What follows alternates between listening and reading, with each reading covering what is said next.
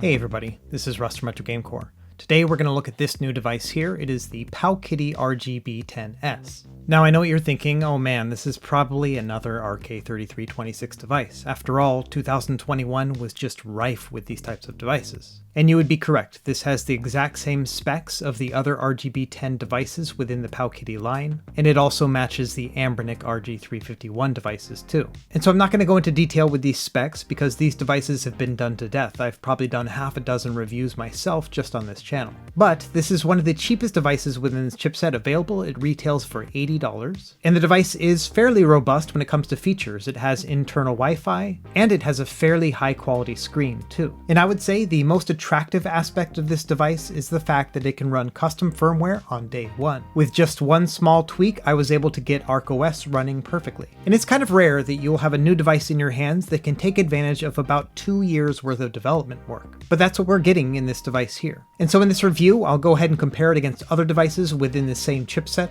and I'll throw in a couple other examples as well. So without any further delay, let's jump into it.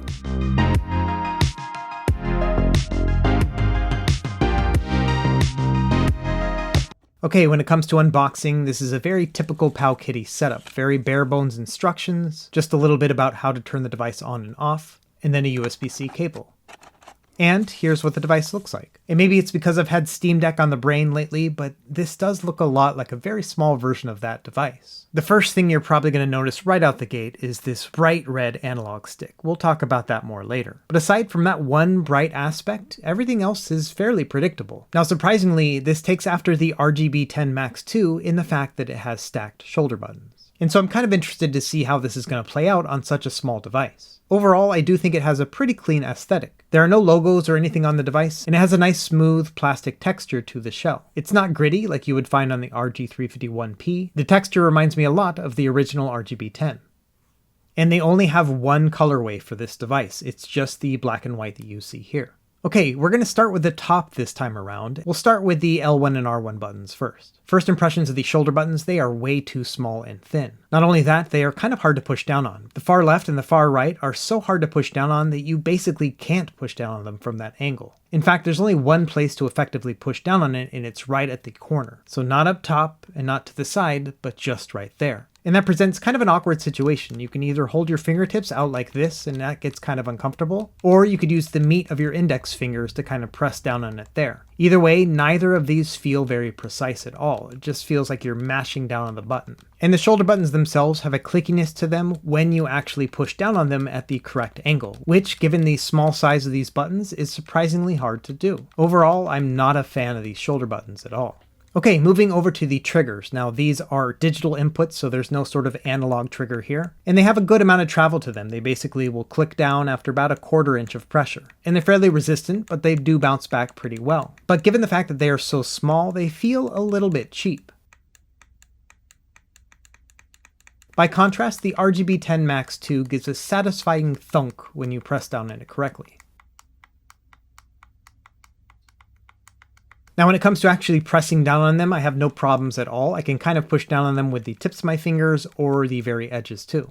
I would say these triggers are a nice improvement over most of the other RK3326 devices, but the L1 and R1 buttons are a step backwards. In fact, I've never really minded the shoulders and triggers on the original RGB10. Yeah, they're a little bit clicky and they don't have a lot of travel to them, but you do know where they are on the device at all times, and they're fairly easy to reach with your fingers. And so if I had to decide between the two, the stacked shoulder buttons or the original RGB10 buttons, I was surprised to find that I preferred the old ones over the new. And maybe over time I'll get used to them, but to be honest, these shoulder buttons are so small and so hard to press down on correctly that I don't think I actually will. In fact, as I was playing through games, I actively avoided games that required to use shoulder buttons. And I'll show off a little bit more of that when we get to the ergonomics section later in the video. Okay, while we're still up top, let's talk about the rest of the I/O. We have a power button, a reset button, and it comes with an SD card preloaded with games. Now I'm a cheapskate, so I only bought the 32 gig version, but you can get models that are up to 128 gigs. Near the center, we have the USB-C charging port here, and then we also have a headphone jack, and then a USB-C OTG port. This will be good for hooking up peripherals. And finally, you have an on and off switch for the Wi-Fi. I really like this because it allows you to save battery when you don't need to use any internet.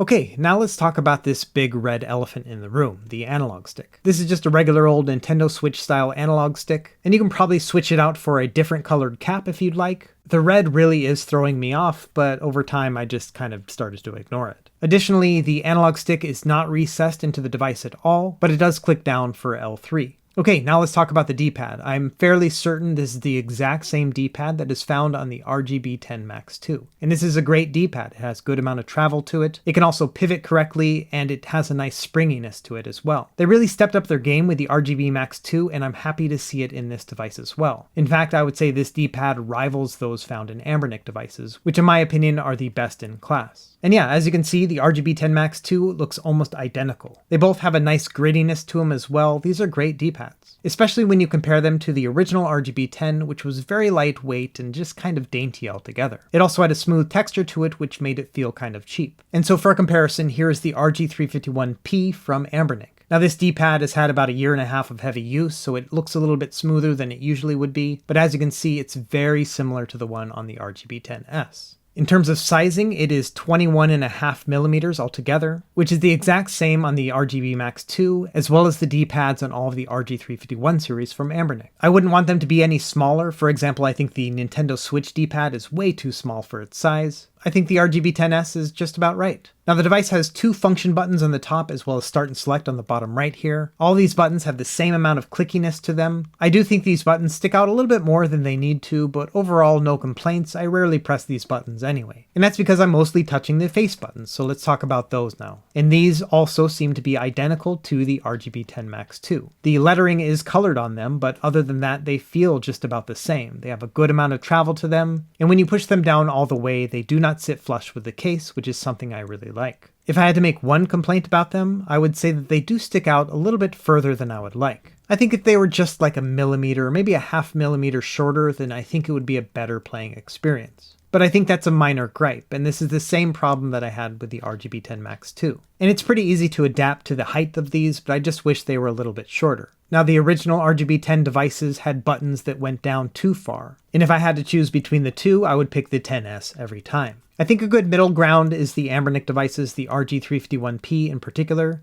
It doesn't have as much height as the RGB10S, but still has a fair amount of travel and is nice to press down on. So by no means are the RGB10S face buttons bad. In fact, they are very good, but they're not quite perfect. They're pretty close, but just not quite there. In terms of sizing, they are just under 7 millimeters, which is the same size in the RGB10 Max 2, and also about the same size as on the Nintendo Switch Lite and the original RGB10. But this is another reason why I prefer the Anbernic buttons. They're about a millimeter wider altogether. Now the buttons have the same amount of texture to them as the D-pad, which is very nice. And like I said, overall, I'm a big fan of these buttons. If they were just a tiny bit bigger and a little bit shorter, I think they'd be perfect. And finally, on the front, we have one single mono speaker. And that's been the same case with all of the different RGB10 devices, including the Max 2. And that's really unfortunate because I'm a big fan of stereo sound.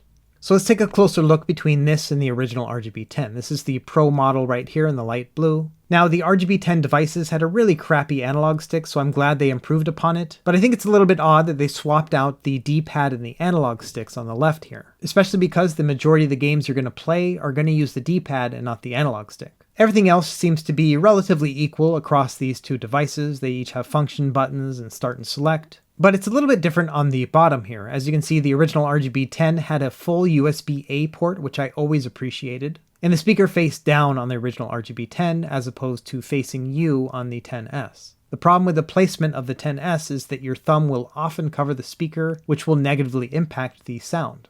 So it's like they did some things better and some things worse on this device. I love the upgraded analog stick, but I don't like its placement. Now, I've loved the RGB10 for a while now. In fact, I even have a custom metal shell version which has a PS Vita analog stick, and it costs around $135, but I do think it's well worth it. I'll leave a link to this one in the video description in case you are interested. Now, one of the things that made the RGB10 so pocketable was the fact that it was so thin. It's actually under 16 millimeters altogether. Surprisingly, the RGB10S is about a millimeter thicker than that, but it's still a little bit thinner than the Anbernic RG351P. In fact, in terms of width, it's about the same as the Retroid Pocket 2 Plus. But despite its relative thinness, it's probably the least pocketable of all of these devices, and that's due to the non-recessed analog stick. The Anbernic RG351P on the left, as well as the RGB10 Pro in the center, are both very pocketable thanks to the recessed analog sticks. By contrast, the analog stick on the RGB10S, in addition to those stacked shoulder buttons, make it quite thick overall. It's still a pocketable device, but it's way more likely to get caught on your pocket as you pull it in and out.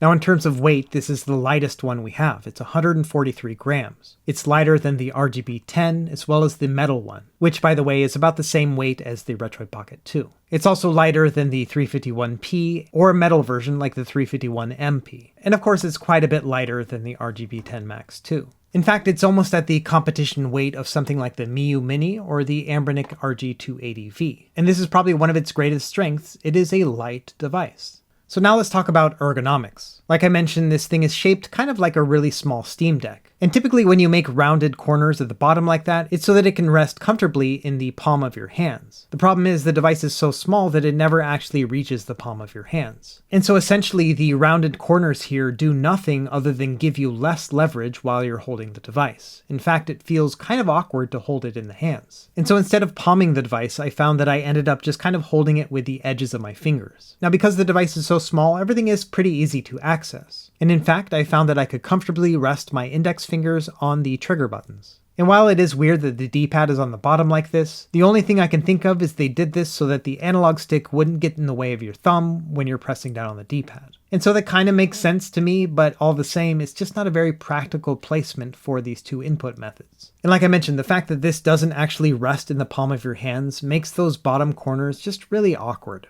By contrast, the kind of square shape of the RGB10 makes it more comfortable to hold, and there's a little bit of space here to hold your index finger as well. Overall, I would say the RGB10S is less comfortable than this one. But when it comes to ergonomics, I think the RGB10 Max 2 is quite a step ahead. I love the fact that it flares out at the bottom to the sides, and then it also has these little semi-grips here as well. That means the device will ball up very comfortably in the center of your palms. It's a night and day difference between this device and the others we just looked at. But I gotta hand it to the RGB10S, it is more comfortable than something like the RG280V or the Miyoo Mini. But these are kind of in a different class because they are vertical handhelds, and really just about any other device is more comfortable than these two. At the end of the day, what it comes down to me is that this device is just kind of awkward to hold in the hands. Not only are the shoulder buttons just too dang small to press down on accurately, but just the overall shape of the device doesn't make sense when you're actually holding it in human hands. If anything, it almost feels like this device was made by an AI, like some machine made it because it heard that all these things are good to have in controllers. But when you put it all together, it is not better than the sum of all its parts. In fact, it's worse. And so it must be frustrating for PowKiddy to make all of these concessions what they think the customer wants, only to essentially make a step backwards by putting all these things in a device that's too small for them anyway. So while I appreciate the fact that they tried to make stacked shoulder buttons, this is not the device to do that. And of course, the placement of the analog stick and the D-pad is just really confusing. Having the analog stick up top is going to be really great for arcade games, and then potentially maybe some Dreamcast, PSP, or Nintendo 64 games. But the problem is those three consoles don't run very well on this chipset anyway. So unfortunately, I do think this was something they shouldn't have done. Okay, that was a long intro. Let's actually turn on the device and see what it's like in terms of gameplay. Now it looks like they are using a modified version of the EmuELEC firmware. Now unfortunately, by doing this, they're actually violating the distribution license of EmuELEC. Because this firmware is not meant to be used with commercial products, especially those loaded up with games already. And both PowKiddy and Anbernic have been doing this for a while, and it's super shady, and I kind of wish they would stop doing it. But there's no real incentive for them to stop. There's no one punishing them for doing this, and it does make it very convenient for casual users, because all they have to do is turn on the device, and they can start browsing and immediately start playing games. And EmuELEC uses an emulation station frontend, as you see here, which is very easy to navigate. And just to verify here, if we press start and go into the main menu, on the bottom it does show EmuELEC 4.3. And then it also has a mod number on here, which must be by someone in China. Now 4.3 is a relatively recent version of this firmware. 4.4 just came out last week. So yeah, even though they kind of stole this from EmuELEC, at least they grabbed a good version. This one is preloaded with a bunch of different themes, so you can go into the UI settings and change up the look however you'd like.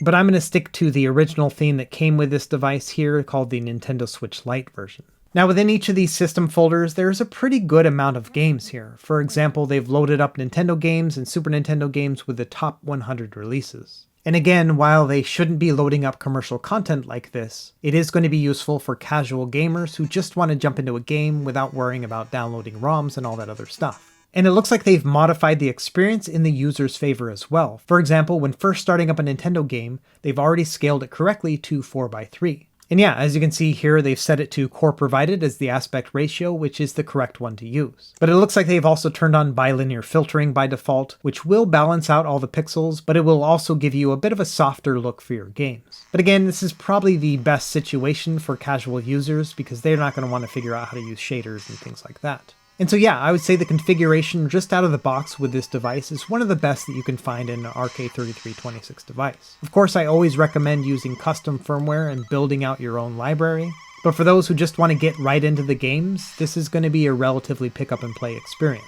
By the way, to close out of a game, you're going to press select and R2 twice. That's kind of a weird hotkey setup. But as you can see here, even with Game Boy, they've scaled it correctly. This is actually integer scaling, which is going to look very nice on this device. And they've added some Super Game Boy colorization here too. And so yeah, if you're looking for a device to be able to play like 16-bit era games and below, the game collection on here is relatively comprehensive. Of course, those larger systems, things like Sega CD, PlayStation, PSP, Nintendo 64, and Dreamcast, there's not a lot of games for those consoles, but everything else looks to be fairly robust. So before we actually talk about custom firmware and how to actually get the most out of this device, let's talk about the last hardware aspect I want to discuss, which is the screen on this device. And it turns out, among all the other 3:2 aspect ratio screens, this is the best one I've seen. It's an OCA laminated screen and it has better color balance and saturation than the original RGB10, the RGB10 Pro, and the metal version as you see here. It's also better than the RG351P and M, which I always thought were a little bit too cool when it came to color temperature. But the screen is only 480 by 320, which is kind of a low resolution. By virtue of being 480p screens, the Retroid Pocket 2 Plus and the RG351MP just look a lot sharper than on the RGB10S. In fact, I'd say the Miu Mini, despite having a smaller screen, does look a lot better because this one's 480p as well. The Miu Mini's color balance and saturation can also be changed in the settings, which is a very rare thing in these devices. But I will say the RGB10S does have a better screen than on the RG280V. The 280V is a little bit too green for my tastes, and it also has a lower res screen too. And of course it can't compare to the 5-inch display devices, something like the RGB10 Max 2, which has really nice saturation to it, and even something like the PS Vita is going to look a lot better too. In fact, it's just a little bit less colorful than on the Nintendo Switch Lite as well. Now to get good pixel balance, there's a couple different tricks you can do. You could use RGA scaling like you see here, which kind of over sharpens the image, or you could use bilinear filtering, which is going to soften the image but also balance the pixels. And unfortunately, that just can't compare to something like the 480p screens that you can find on the RG351MP or even the Retroid Pocket 2 Plus. So if visual quality is a really big deal for you when it comes to these classic systems, unless you're playing Game Boy Advance, the RGB10S is not going to be perfect. Okay, so now we're going to take my ArkOS SD card, which I've had for about a year at this point, and I took it from my RGB10 and I'm just going to place it directly into the RGB10S. And sure enough, it boots right up. Now the original RGB10 was already supported by ArkOS, and so adding support to the RGB10S is just a matter of changing out the analog inputs. Everything else seems to be the same. And the developer already gave me the file that's going to change out the analog inputs, and it'll probably be baked into an update to ArkOS here in the future as well. Either way, we're really lucky to have the ArkOS firmware on this device. Not only does it boot up in under 20 seconds, but this is a very optimized and streamlined Linux operating system that also has Emulation Station as its front end. And luckily everything in ArkOS is very well documented, so I'll leave a link to ArkOS in the video description in case you want to check it out more. And finally, let's talk about gaming and performance. I'm not going to get too deep into this because the performance is exactly the same as you can see on all these other RK3326 devices. And so I'll just show off some of the games that I tested last night as I was kind of getting a feel for this device. Your very basic handheld systems, things like Game Boy and Game Boy Color, they're going to run just brilliantly. But where this device is really going to shine is going to be on Game Boy Advance. And that's because the Game Boy Advance itself originally had a 3:2 aspect ratio like on this screen. And not only that, this resolution is exactly 2 times the original scaling of the device too. What that means is that every Game Boy Advance game is going to look perfect. Just look at how nice the title screen for Advance Wars looks. And since this is the best of the 3:2 aspect ratio screens I've seen so far, this is essentially the best looking way to play Game Boy Advance. And of course it doesn't stop there, you can play all the 16-bit systems no problem. And by virtue of having an internal Wi-Fi, that means you can turn on things like retro achievements. And then as you're playing through games, you might unlock an achievement here and there. This is a really fun concept. I've done a whole video about retro achievements. I'll also leave that linked in the video description. Now this device really shines when it comes to arcade games, and most of that has to do with the analog stick placement. And this chipset is good enough to handle up to CPS 3 games and below, which means all your mid 90 and below games are going to be just fine. And so if you want to comfortably play arcade games on the go, this is actually a pretty good choice, especially at this price point. Now, thanks to the optimizations found within ArkOS, a lot of those higher end systems are actually going to be somewhat playable. I would say about half of the back catalogs of Nintendo 64, Nintendo DS, and Sega Dreamcast are going to be playable. On top of that, you'll probably have pretty good luck with about 25% of the PSP and Sega Saturn games that are available. And the improvement to Sega Saturn is a very new development. I did a video about this about a month ago. And as you can imagine, I'll leave a link in the video description about that as well. Either way, when it comes to emulation, the RK3326 devices are a known commodity at this point. And so you're obviously not going to get any sort of new emulation milestones by using this device over others, but it's nice to take advantage of all that development work over the past couple of years. Now, one of the things I really like about ArkOS that really makes it shine is the fact that it has support for a lot of different ports. For example, it has support for LZ Doom and GZ Doom, which means you're going to be able to play a bunch of Doom mods like Brutal Doom here. And there's also a ton of ports that are available within Portmaster, which is a standalone program developed by the ArkOS developer. This is basically a repository of different ports that allows you to install the boot files for over 100 different ports. After that, all you have to do is add your own game files from the original games, and then you're off and running. And I have guides for a lot of these games. If you check out my website, you'll find out more information there. Now let's talk a little bit about connectivity. On PowKiddy's website, it says that this device supports 5 GHz Wi-Fi. But when I was connecting this to my home network, I was only getting 2.4 GHz every time. If the device was capable of 5 GHz, I would expect it to show 5 GHz here. But when looking at the internals of the device here, you can see that it's running an 8723BU chip. And a simple search on the internet shows that this Realtek chip is only a 2.4 GHz chip. I think this may have been a mistranslation, because the same thing happened with the RGB10 Max too. The internal Wi-Fi chip is not capable of 5 GHz, but the board itself is. And so, when I plug in a 5 GHz Wi-Fi dongle, then I sure enough do get a 5 GHz connection. So long story short, if you want to play 5 GHz Wi-Fi, you're going to need a dongle with this device. But that being said, the 2.4 GHz connection was not bad on this device at all. In fact, it was pretty nice. As you can see here, I'm streaming from my PC and I'm playing PC games like Celeste, no problem. And so overall, despite the fact that it's only 2.4 GHz, I'm a big fan of the internal Wi-Fi on this device. One, because it seems to give a nice strong connection at 2.4 GHz, but additionally I love the fact that there's an actual physical switch on the top as well, because then I can turn off the Wi-Fi when I don't need it, and I'm going to save a little bit of battery life too. Battery life on this isn't terrible. I would expect about 6 hours altogether, but it's always nice to have that additional feature. Alright, this review went on way longer than I thought it would, so let's start wrapping up. We'll talk about what I like and what I don't like about this device.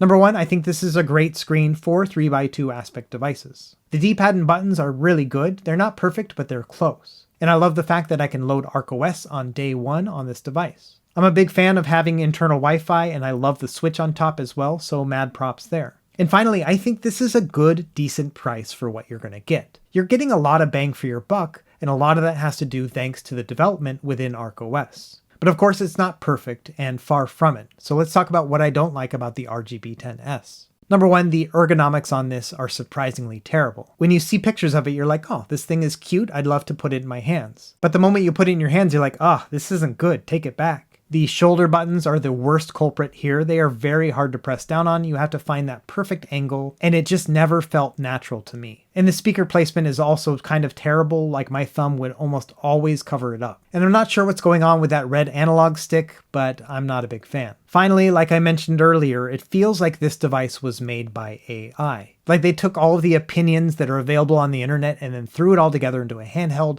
and then just kind of crossed their fingers and hoped they would all stick. But unfortunately, I think when it comes to the controls and the overall feel of the device, there are more misses than hits. If they had just taken the original RGB10 and then upgraded the buttons like you see here, but kept the analog stick on the bottom and maybe replaced it with a PS Vita analog stick and then also added internal Wi-Fi, this would be a killer at $80. But unfortunately, I'm kind of hesitant to recommend this device in the first place. So let's break this down among all the other handhelds that are available right now. And so we're going to use this chart here. And I have 3 different things that symbolize different aspects. If you see an RGB10S, that means that it's better on the RGB10S than the other device. If you see an equal sign, that means that they're basically the same. And finally, if you see a little poop emoji, that means that the RGB10S is worse than the other device in that regard. Now, of course, the RGB10S beats out all of them when it comes to price. But long story short, the RGB10S is not better than any single one of these devices altogether, especially when it comes to ergonomics, which I think can make or break a device. And so, in the end, do I recommend buying the PowKiddy RGB10S? And it's in very few cases that I would say yes. If you're looking for a small, pocketable device, and you want a really nice screen, especially to play Game Boy Advance games, then sure, this could be pretty good. But in all other respects, especially when it comes to ergonomics and pocketability, I think you're going to be best served by shopping around for other devices. Anyway, that's about it for this video. Let me know what you think in the comments below, and be sure to like and subscribe if you found this helpful. And we will see you next time. Happy gaming.